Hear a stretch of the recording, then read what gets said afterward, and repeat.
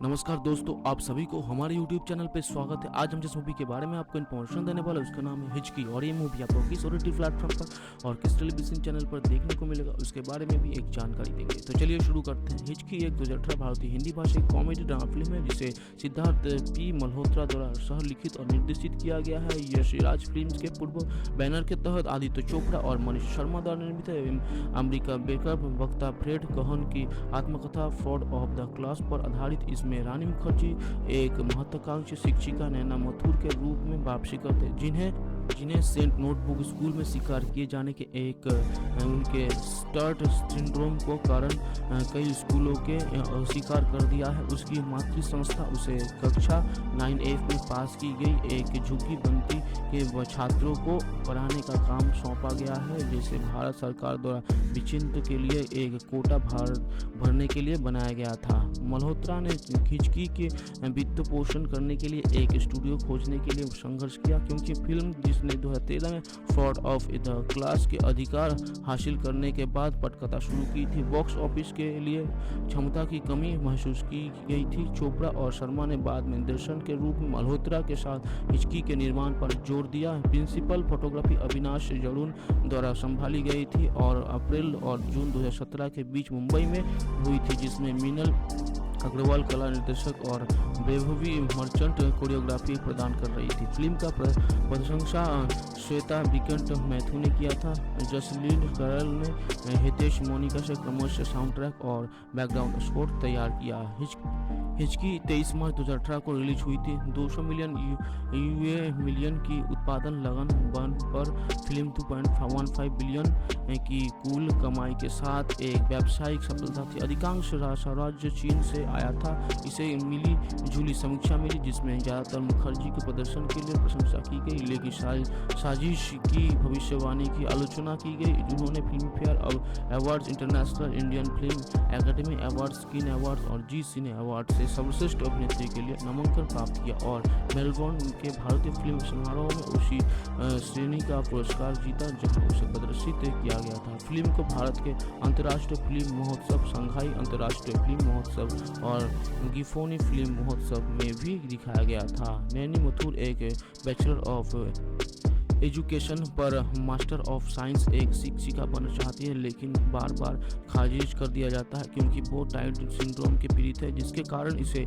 हिचकी जैसी बेबूक आवाज़ों हो आती है। 5 साल तक अफसोस रहने के बावजूद उसे उसकी माँ सुधा और उसके छोटे भाई विनय का समर्थन प्राप्त है, जबकि उसके पिता प्रभाकर को इस विचार में बहुत कम संभावना दिखाई देती है और वो चाहते हैं कि वो बैंकिंग की नौकरी करे। नैनी अंततः सेंट नोटबुक होटकर स्कूल के कक्षा 9F को पढ़ाने का प्रस्ताव मिलता है, एक बार जब उसे एक शिक्षिका के रूप में शामिल कर दिया जाता है।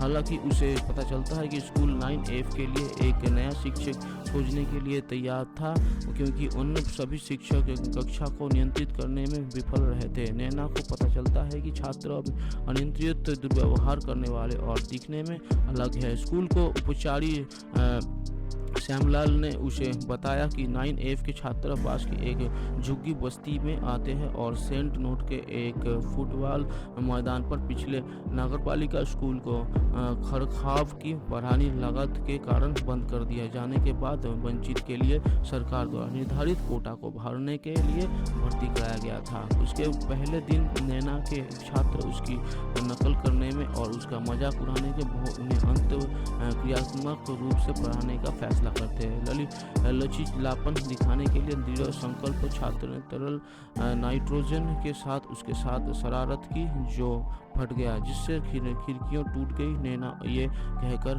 बड़े पैमाने पर निष्कासन को रोकती है। शरारत के लिए योजना की आवश्यकता है और यदि इसे निर्देशित किया जा सकता है तो कक्षा में क्षमता है। 9A के शिक्षक वीडियो 9F के छात्रों के नापुंसक करते हैं।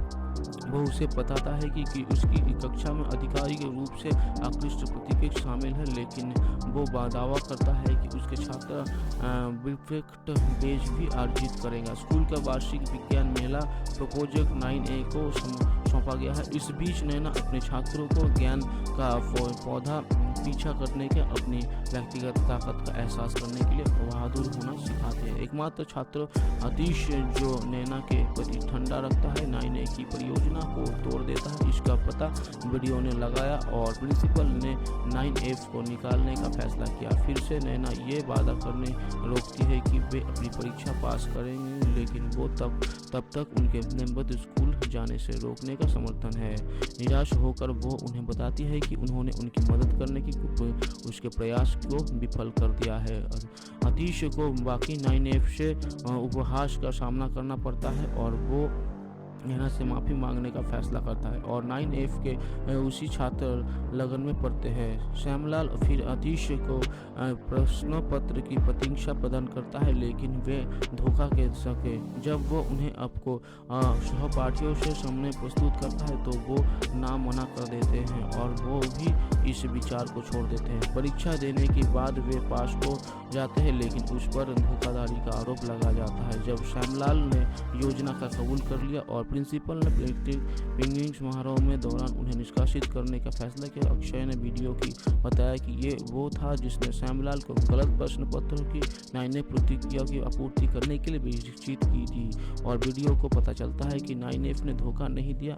समारोह में वीडियो ने घोषणा की कि उसने गलत तरीके से छात्रों को विफल करने की कोशिश की और नैना के शिक्षक की सराहना की। उसे अपने छात्रों को प्रिफेंट के पेश पिन करने के लिए कहा जो पहले स्थान पर थे। फिल्म 25 साल के सेवा के बाद स्कूल में नैना के आखिरी दिन के साथ समाप्त होती है। स्कूल प्रिंसिपल के रूप में सेवानिवृत्त होती है क्योंकि उसके पूर्व 9F छात्र जो अब सभी सफल है उसके साथ फिर से जुड़ जाते हैं। फेंकना बॉलीवुड हंगामा में अनुकूल क्रेडिट नैना माथुरी के रूप में रानी मुखर्जी, नैशा खन्ना युवा के नैना के रूप में प्रिंसिया पिलवंगपन, मधु मुसातुरी के रूप में नैना के पिता के रूप में सचिन पिलगांवकर, सुहेत दलाल विनय के रूप में, युवा विनय के रूप में वीर शनुशाली, बेडिया के रूप में नीरज कवि, विक्रम गोखले खान के रूप में 2013, सिद्धार्थ पी मल्होत्रा ने ब्रेड कोहन की 2005 की आत्मकथा फ्रॉड ऑफ द क्लास अधिकांश हासिल कर लिया और अंबर हर्ड और गणेश पंडित के साथ पटकथा लिखना शुरू किया, जिसमें अंकुर चौधरी और राज मल्होत्रा बाद में शामिल हुए। फिल्म का शीर्षक हिचकी था, जिसमें मल्होत्रा ने टायर बिकर के रूप में प्रवक्त और सामाजिक कलंक का प्रवान करने के लिए उपयुक्त शब्द माना।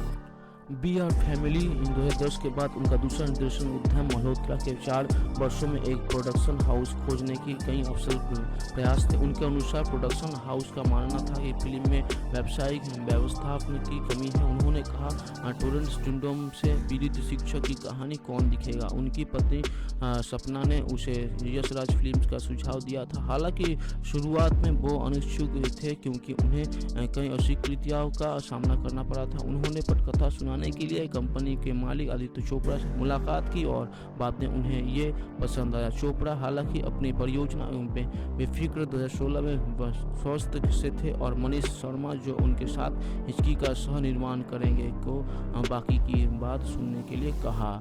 जबकि मल्होत्रा ने पटकथा लिखने समय फिल्म को एक पुरुष प्रधान फिल्म के रूप में देखा था। शर्मा ने एक अभिनेत्री की मुख्य भूमिका में लेने का सुझाव दिया था। रानी मुखर्जी को 2014 में मर्दानी के बाद उनकी पहली अभिनय भूमिका के रूप में चुना गया था। उन्होंने खुलासा किया कि उन्होंने फिल्म को स्वीकार कर लिया क्योंकि उन्हें अपनी पिछली फिल्मों की तुलना में ये भूमिका अधिक चुनौतीपूर्ण लगी। इसके अलावा मुखर्जी ने कहा कि ये चोपड़ा ही थे जिन्होंने उन्हें इस भूमिका को निभाने के लिए कल्पना की थी, क्योंकि उन्होंने मुखर्जी को उनके पारिवारिक जीवन के प्रति जुनूनी देखा था और उनके प्रशंसक उनकी वापसी का बेसब्री से इंतजार कर रहे थे। उन्होंने इस भूमिका को स्वीकार करने से पहले अपनी बेटी आदिरा के 4 महीने की होने तक प्रतीक्षा की तैयारी में उसने सोशल मीडिया प्लेटफॉर्म स्पाइस पर कहते हुए ये कहा कि साथ बातचीत को उसने अपने चरित्र की मोटर और मुखर की जांच और पूर्वाभास नहीं दिखाने के लिए प्रतीक्षा के लिए कहा। शानू शर्मा ने बाद में कास्टिंग पूरी की। हिचकी की निर्माता 200 मिलियन के बजट पर किया गया था। प्रिंसिपल फोटोग्राफी 4 अप्रैल 2017 को मुंबई में शुरू हुई। अविनाश अरुण ने सिनेमाटोग्राफी के रूप में काम किया। वैभवी मर्चेंट ने कोरियोग्राफी की और मीनल अग्रवाल ने प्रोडक्शन डिजाइन की। को पूरा किया। शिल्पा मखीजा और वर्षा चंदानी ने वेशभूषा डिज़ाइन की, क्योंकि बेटी के जश्न के बाद से ये उनका पहला ऑन स्क्रीन फोटोनिक्स था। मुखर्जी ने स्वीकार किया कि उन्हें अपनी बेटी को पहली बार छोड़ने की चिंता थी। मुखर्जी ने कहा, उसने मेरे बिना एक दिन भी नहीं बिताया था। साथ ही मैं सोच रहा था कि क्या मैं अभिनय कर पाऊंगा या नहीं, क्योंकि मैं 2 साल बाद कमरे का सामना कर रहा था। मुझे आश्चर्य हुआ कि क्या मेरे पास अभी भी क्या ये नज़िया नहीं है। शूटिंग 5 जून 2017 को समाप्त हुई और फिल्म को तब महबूब स्टूडियो में श्वेता वेंकट मैथु द्वारा संपादित किया गया था। हितेश सोनी ने बैकग्राउंड स्कोर की रचना की और प्रीतम दास ने गणेश गंगाधरन के साथ साउंड डिज़ाइन के रूप में काम किया।